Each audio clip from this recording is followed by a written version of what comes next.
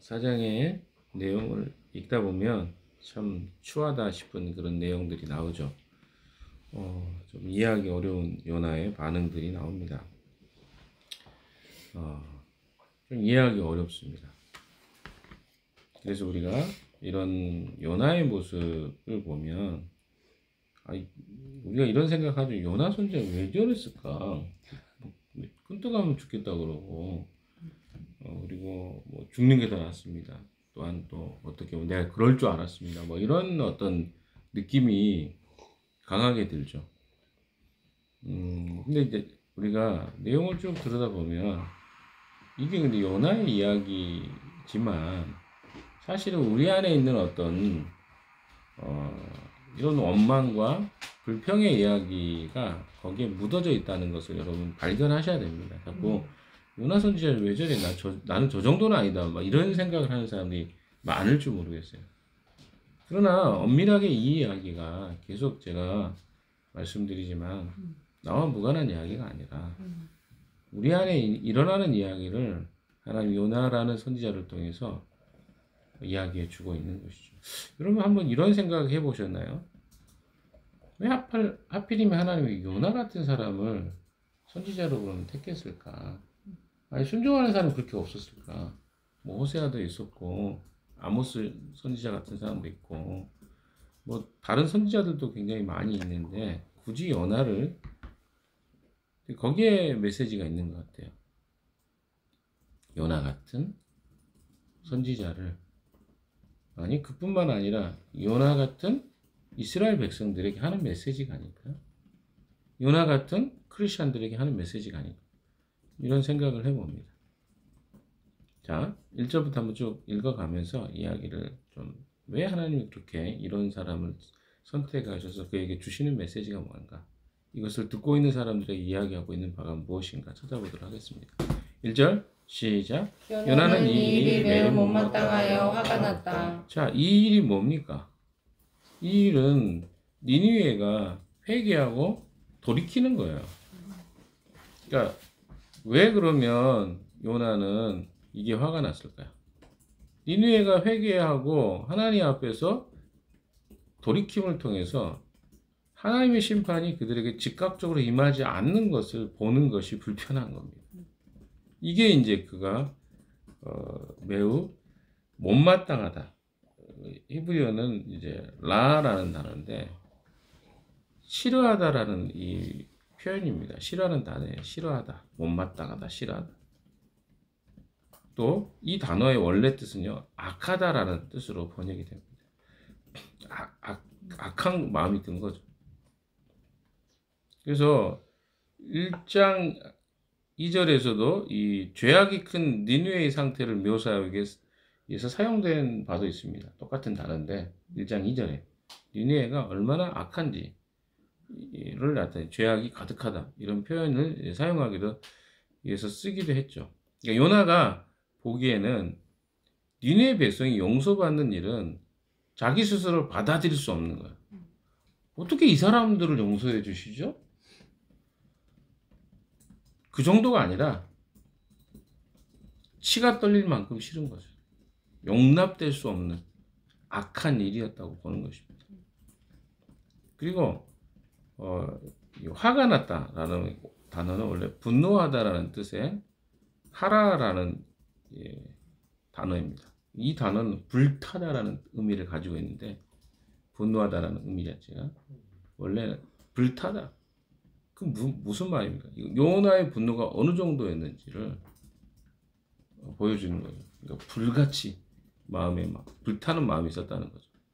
뭐가 불타는 거였습니까? 요나의 분노가 2절 3절 같이 읽읍시다. 시작. 그는 주님께 기도하며 아뢰었다. 주님, 내가 고국에 있을 때 이렇게 될 것이라고 이미 말씀드리지 않았습니까?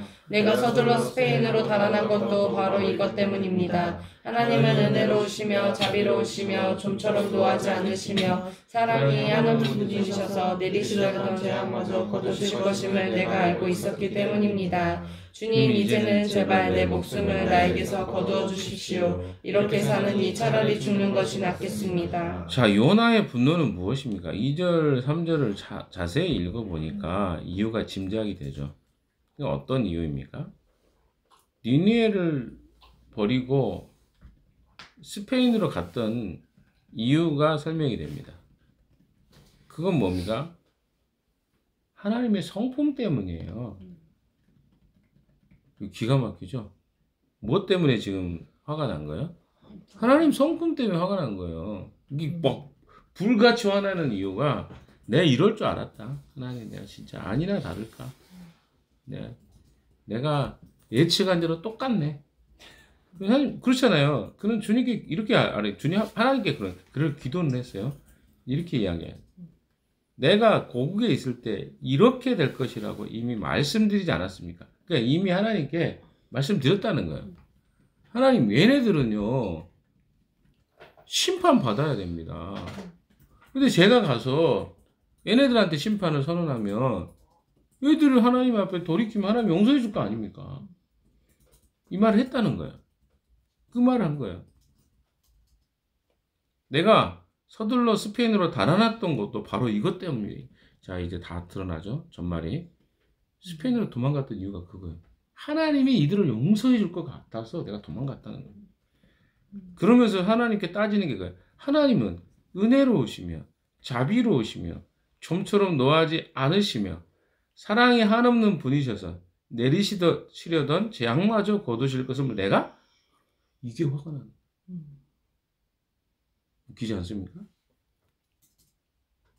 하나님은 은혜로우시며 자비로우시며 좀처럼 노하지 않으시며 사랑이 한없이 많으신 게 화가 나는 거예요. 이게 무슨 못 같은 이야기잖아요. 근데 이게 요나가 가지고 있는 불만이었다고. 3절도 봅시다. 시작. 주님, 이제는 제발 내 목숨을 나에게서 거둬주십시오. 이렇게 사느니 차라리 죽는 것이 낫겠습니다. 아니, 이게 뭡니까? 하나님의 성품이 불만이어가지고 나를 죽여달라? 이런 선지자 본 적 있나요? 이런 하나님의 성품 때문에 이스라엘만이 누리는 이 특별한 선민으로서의 특권을 다른 사람들에게 하나님의 은혜를 베풀어 준다는 것이 불만이어서 그는 나는 못 살겠다. 니네가 용서받는 것 자체가 나는 견딜 수 없다. 차라리 죽는 게 낫다라고 토로하고 있는 것입니다. 근데 여기서 요나의 모순된 이중성이 나타나요. 왜냐하면 출애굽기 34장에 보시면 이스라엘은 우상숭배를 했습니다.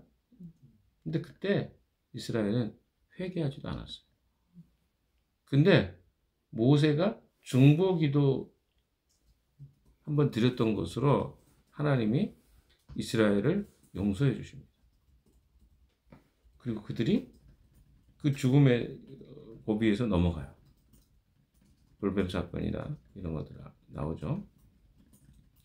자, 그런데 니느웨는요, 회개했어요. 돌이켰단 말이에요.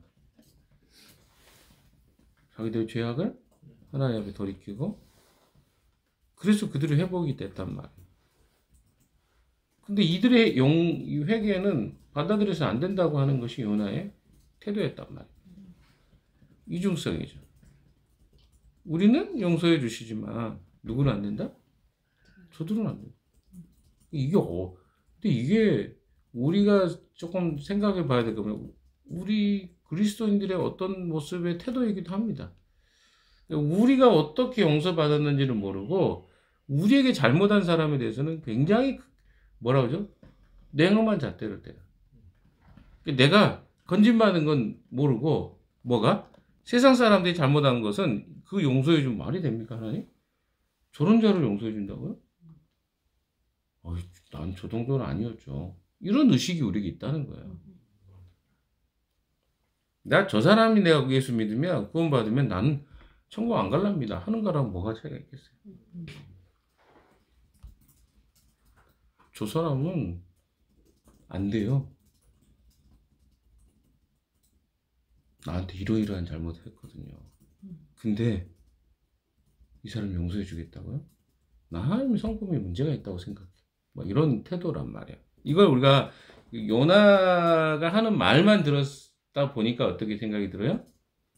조금 그게 이상하게 보이는 거예요. 근데 사실 그게 우리가 하고 있는 태도라고 생각을 안 하는 거죠. 자, 4절 같이 읽읍시다. 시작. 주님께서는 내가 화를 내는 것이 옳으냐 하고 책망하셨다.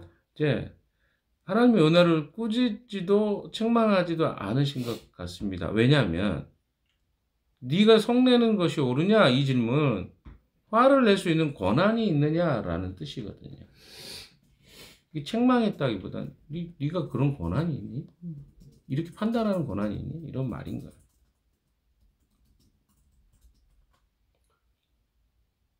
내가 무슨 권한으로 화를 내느냐라는 뜻이 되기도 합니다. 요나의 위치를 돌아보게 하는 거죠. 네가 나를 판단할 권한이 있니? 이런 질문입니다. 다른 말로 이야기하면 너는 피조물이고 나는 창조주야. 근데 피조물이 창조주의 성품을 비난하는 거야. 자, 5절. 그래서 하나님이 가르쳐 주기로 작정하십니다. 그가 화내는 것이 합당하지 않은 이유를 가르쳐 주시죠.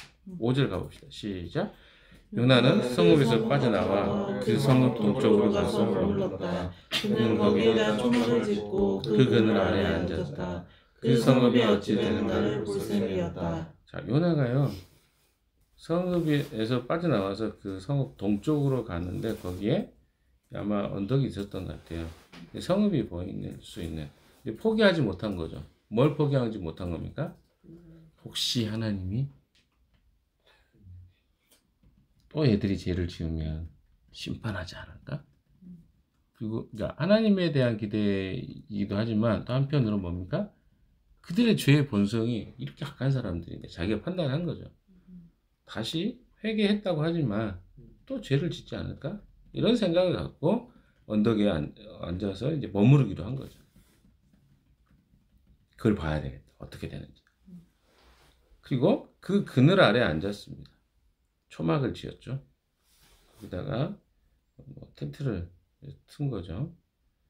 그런데 자 6절부터가 이제 중요한 이야기 나옵니다. 6절 시작. 주 하나님이 박농쿨을 마련하셨다. 주님께서는 그것이 자라올라 요나의 머리 위에 그늘이 지게 하여 그를 편안하게 해주셨다. 박농쿨 때문에 요나는 기분이 무척 좋았다. 자, 그가 초막을 만들었는데 거기에는 아직 햇빛을 가를 만한 가림막이 있는 건 아니었어요. 더우면 그대로 그 더위가 고스란히 전달되는 그런 상황이었습니다. 근데 하나님이 박넝쿨을 마련해 주셨죠. 이게 레슨이죠. 어떤 레슨입니까? 하나님의 은혜와 자비가 어떠한 것인가에 대한 레슨을 만들어 주시는 거예요. 하나님은 자비를 베풀기도 하시고 자비를 거두기도 하시는 분이죠. 근데 요나가 불평했던 게 뭡니까? 하나님 내가 당신이 그럴 줄 알았다. 은혜로우시며 자비로 이걸 불평한 거거든요. 은혜와 자비. 노하지 않고 사랑이 많으신 것 원망한 거예요. 그러면 봐보세요. 요나에게 박농풀을 마련한 거 누가 마련해 주셨어요? 하나님이죠. 그래서 주님께서 그것을 자라 올라가서 굉장히 빠른 시간에 한 것 같아요. 요나 머리에 그늘이 지게 하신 거죠. 이거 누가 하신 거예요? 하나님이 하신 거예요. 그를 편안하게 해준 거 안 해도 되는데 하나님이 자비를 베푸셔서 그렇게 해준 거예요. 그랬더니 어떻게 합니까? 요나는 기분이 무척 좋았다. 분명히 다윗절이 분명합니다. 요나는. 왜? 지금 이번 장에만 죽겠다는 말을 몇 번 해요? 3번인가 할까요? 그렇죠? 죽는 게 낫겠습니다. 이 사람은 온통 극단적인 표현을 잘하는 사람이에요. 그리고 우리가 잘 아는 거죠. 1장에 도망치다가 어떻게 해요? 나를 물에 던지라고 그랬잖아요. 그 실행했던 사람이기도 해요.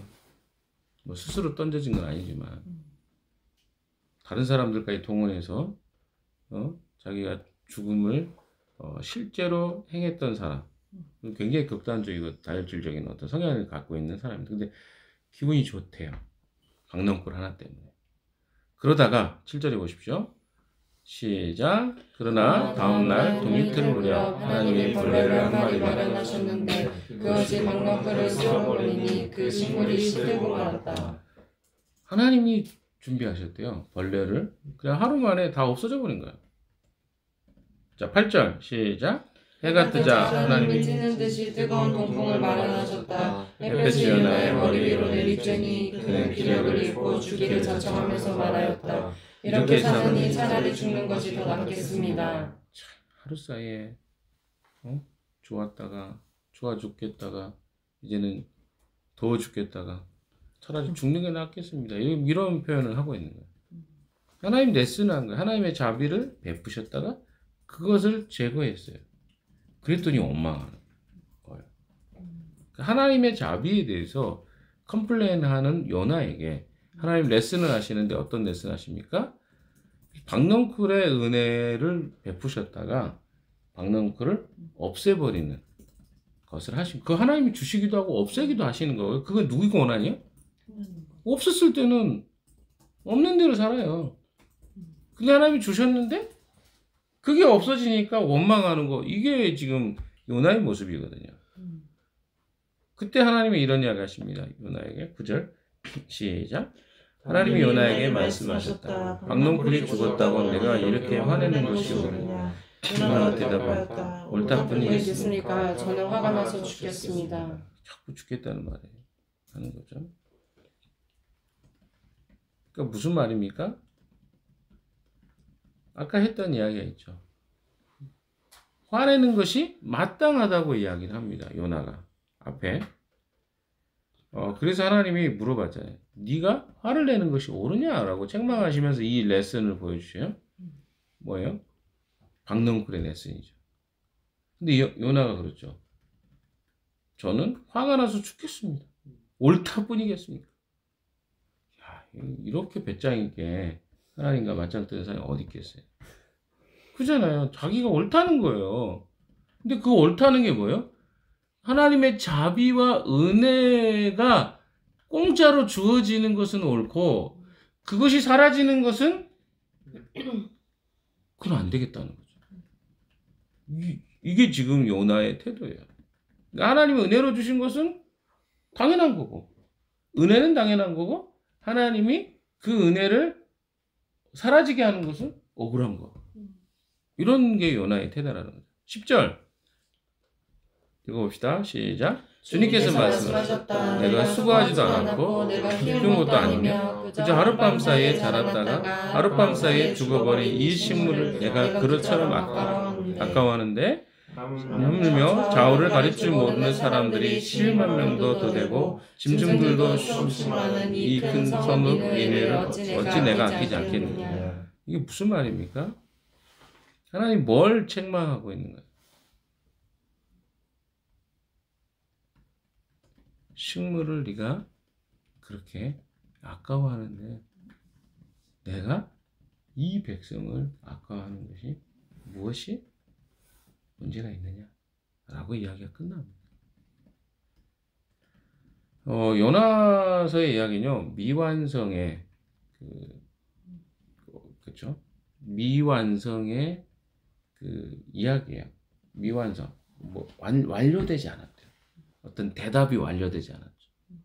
우리에게 하는 이야기입니다. 이것은 요나에게도 하는 질문이죠. 요나야, 네가 노력도 안 하고 애쓰지도 않았는데 내가 너에게 은혜로 박넝쿨 줬다가 없어지는 것도 그렇게 아까워하는데 너는 그게 그렇게 아깝지? 그런데 내가 니느웨 성에 여기 보시면 좌우를 가릴 줄 모르는 사람들이 12만 명이다. 여기는 뭐 미성년자인지 아니 뭐 아예 어린 아이들인지 뭐 정확하게 의미는 알 수 없어요. 아니면 뭐 영적인 건지 최소 12만 명이에요. 그러니까 이 성에 살고 있는 사람이 작년까지 포함하면 더 될 것 같아요. 근데 이러면 굉장히 많은 사람이 이걸 내가 아끼는 게 내가 문제가 있니? 이런 이야기로 끝나는 거거든요. 요나가 느꼈던 고통은요, 햇볕이 따가운 거예요. 하나님이 동풍까지 보냈으니까 우리가 보세요. 최근에 7월, 8월 뭐 이렇게 얼마나 더웠어요. 38도, 40도. 중동도 만만치 않게 덥죠. 그러니까 그 고통에 찌는 듯한 더위가 되니까 차라리 죽는 게 낫겠다고 외쳤어요. 근데 그게 하나님의 자비가 사라졌다고 할 때 요나가 컴플레인했던 이야기거든요. 차라리 죽는 게 더 나을 것 같습니다. 니느웨가 회개하는 것도 싫었고 박농굴이 사라지는 것도 싫어요. 아주 자기중심적이죠. 하나님이 주시는 은혜가 못마땅할 뿐 아니라 그 은혜를 가져가시는 것도 분노를 참지 못하는 요나의 모습을 상상해 보십시오. 여러 가지 요소를 통해서 하나님이 레슨을 주십니다. 그럼 요나가 무슨 생각을 했을까요? 이 이야기를 통해서 마지막에 미완성의 대답 속에 뭐라고 대답을 했을까요? 깨달았을까요? 그럼 끝까지 안 간 걸 했을까요? 저는 그렇게 요나가 순전하게 하나님 제가 잘못했습니다 라고 하지 않았을 것 같아요. 그럼 왜 이야기를 이렇게 마무리를 했을까요? 요나의 이야기는요, 우리에게 주는 굉장히 중요한 메시지입니다. 니느웨 백성, 이게 왜 독점입니까? 크리스천들만의 독점? 이스라엘 백성만의 은혜를 독점하는 것? 아니에요. 그러니까 이스라엘 백성들의 문제는 회개하지도 않으면서 자기들만이 그 은혜를 누리는 것이 당연하다고 생각하는 존재들이었어요. 그게 문제예요. 그래서 그들은 심판을 받는 상황이 됐어요. 그런데도 회개하지 않습니다. 그러나 이방 나라였던 니느웨는 어떻게 해요? 그들이 똑같이 죄를 지었어요. 근데 그들은 선민이 아니었어요. 하나님 백성이 아니었다고. 그런데 그들에게 선지자의 말씀이 선언되니까 어떤 게 하는 거예요? 반응을 보여요. 아니 이스라엘 백성도 아니고 선민도 아니야. 또 무엇입니까? 똑같이 악을 행했어. 더 악을 행했을 수 있겠죠. 근데 적어도 그들은 하나님의 선지자가 말씀이 선포되니까 어떻게 해요? 회개했어요. 태도를 돌이켰어요. 그런데 요나는 어떻습니까? 선민이에요. 택한 백성이에요. 그런데 어떻게 해요? 돌이키지도 않고 오히려 화를 내요. 하나님의 은혜가 부족하다고 화를 내는 거예요. 당연하다고 생각하고. 이것에 대해서 하나님이 지금 묻는 거예요. 지금 너희들이 그렇게 하는 게 타당한 거니? 그게 합당한 거니? 이 은혜가 당연한 거니? 라고 묻는 것이죠. 당연한 건 없습니다. 은혜를 잃은 사람은요, 심판을 받을 수밖에 없어요. 동물은 은혜를 몰라요. 그러나 하나님의 사람들은요, 은혜를 아는 사람들이에요. 근데 지금 심각한 문제는 이스라엘은 그걸 몰라요. 누가 더 낫냐는 거예요, 차라리. 그들이 더 낫지 않나요? 누가 봐도 그건 평가예요. 근데 이 선지자라는 표현이 그렇죠. 선지자라는 자가 하는 행동이 죽겠습니다. 내가 그럴 줄 알았습니다. 하나님은 그런 분이라요. 근데 그게 뭐예요? 하나님의 성품을 탓하는 거예요. 그럼 우리 안에 이제 이 내용을 가져와 봅시다. 하나님의 자비가 문제입니까? 은혜가 문제입니까? 내가 지금 살고 있는 세상이 어떤 세상입니까? 우리는 크리스천 공동체 커뮤니티에 섞여 있어요. 그래서 세상보다 낫죠. 근데 그들을 향해서 원망만 하잖아요. 그리고 어때요? 그들은 회개할 줄 모른다고 생각할지 모르겠어요. 돌이킨 일이 없을 거다. 나쁜 사람들이야. 이런 생각만 우리는 할 수 있어요. 그러나 오히려 그들이 우리보다 나을 수도 있어요. 어떤 면에서는. 하나님의 은혜가 우리만큼 부어지면 그들이 우리보다 더 빨리 회개하고 돌이킬 수 있어요. 근데 우리는 은혜가 당연하다고 여기고 내게 돌이켜라고 하는 것 돌이키지도 않고 그냥 내가 마치 그것이 당연한 것처럼 살아가고 그리고 그것에 대해서 하나님께 원망하고 이게 살아가는 것이 크리스천의 모습일 수도 있다라고 생각이 들 수 있다는 거죠. 그 미완성의 답을 우리는 뭐라고 하나님께 드려야 될까요? 하나님, 요나에게 하나님이 답을 요구하시는 걸까요? 돌이키는 거예요. 하나님 제가 잘못했습니다. 제가 바보 같은 행동을 했습니다. 하나님의 은혜와 자비가 당연한 줄 알았습니다. 하나님 그렇게 살지 않겠습니다. 뭐 이게 하나님이 원하는 답 아니었을까요? 그런데 어때요? 요나는 끝까지 항변하는 것으로 이야기가 끝납니다. 미완성의 대답에 대해서 하나님 우리에게 묻습니다. 너는 어떻게 사니?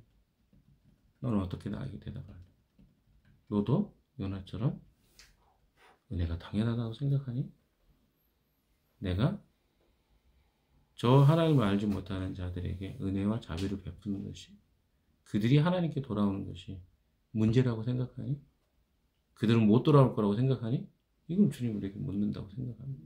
그래서 이제까지 우리가 그들을 향해서 복음에 대해서 혹은 그냥 내버려 두고 심판받을 것이 마땅하다고 생각하고 살진 않았습니까?